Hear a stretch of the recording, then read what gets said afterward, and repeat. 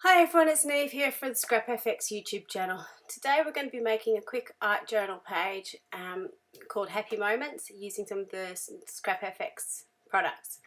I'm just starting out in my small Dylusions journal and finger painting in some acrylic paints onto two pages in my journal, leaving one page in between because for this page I'm going to be doing some cutouts. Lace paper cutouts using one of the Scrap FX stencils. So I'm using analogous colours, which are colours that sit together on the colour wheel.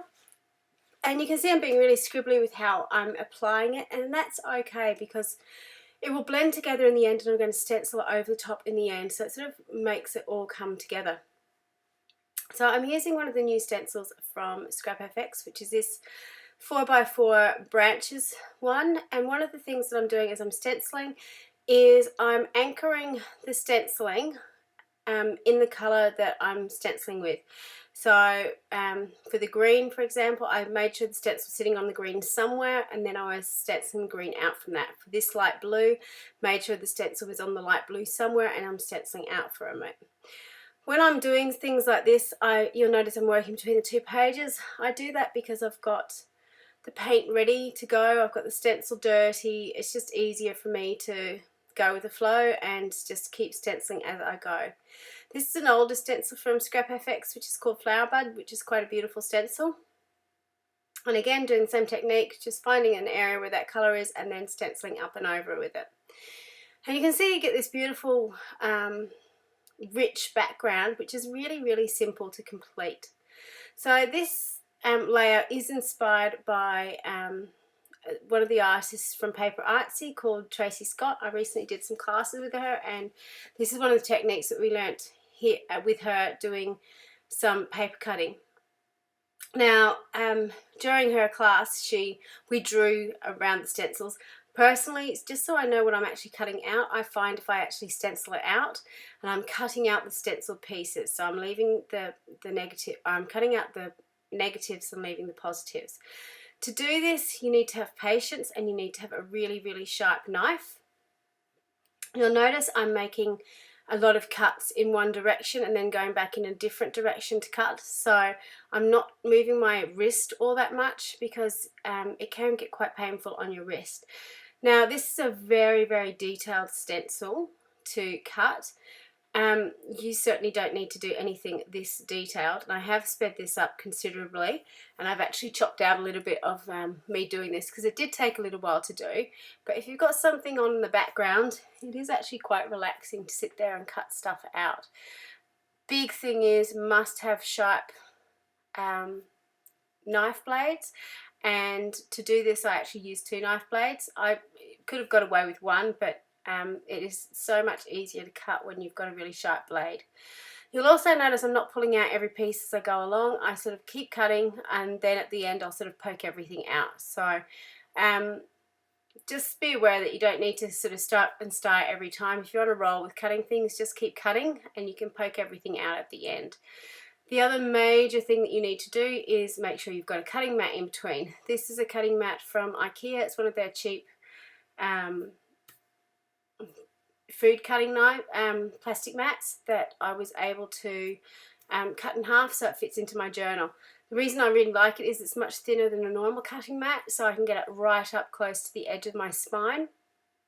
And gives me a little bit more cutting space as I go along. So you can see where I've cut out, I've got the red showing through now. It just gives a really beautiful effect. So the final piece, you can see I've cut out all the bits, and now I'm going over and stenciling it black. So I'm just using a black gesso to do this. I did, and very first thing you saw before I started cutting out was draw a little bit of a border. The reason I did that was just to give some strength to the page. So when I'm cutting, that I'm not cutting right up next to the spine, that would weaken it greatly. So by having a border around it, just really, really helps. You'll also notice that I have got a piece of paper in between my stenciling, so I'm not stenciling over those pages that I've already put all the effort into. Now, if you're really careful with this, you could slip another journal in there because this is a beautiful stencil that you could have. And you can see that you get this gorgeous effect in the background.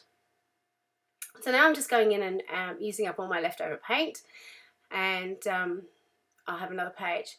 So this is the effect that I've got in the end. So this beautiful sort of cut out piece that I can sort of see the background, and I'm going in with these transparent flowers from Scrap FX just to add a little bit more detail to what I'm doing.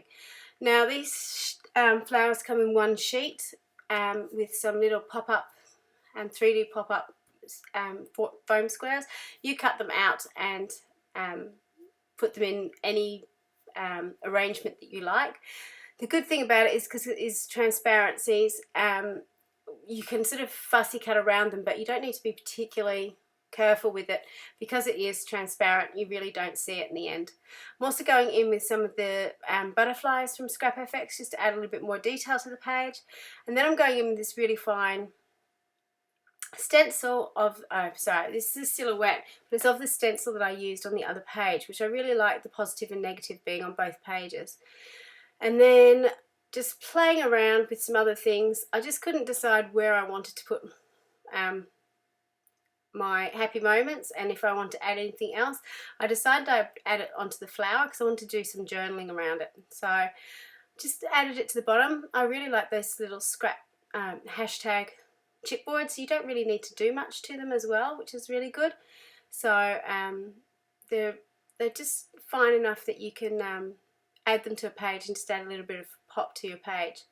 I'm just going in with Stabilo Oil Pencil and doing some journaling about some happy moments that I have recently, sort of going to the class and learning all the different stuff and meeting up with arty people, which was lovely. And I've got a lovely little reminder and a practice of what I've done over the last few days.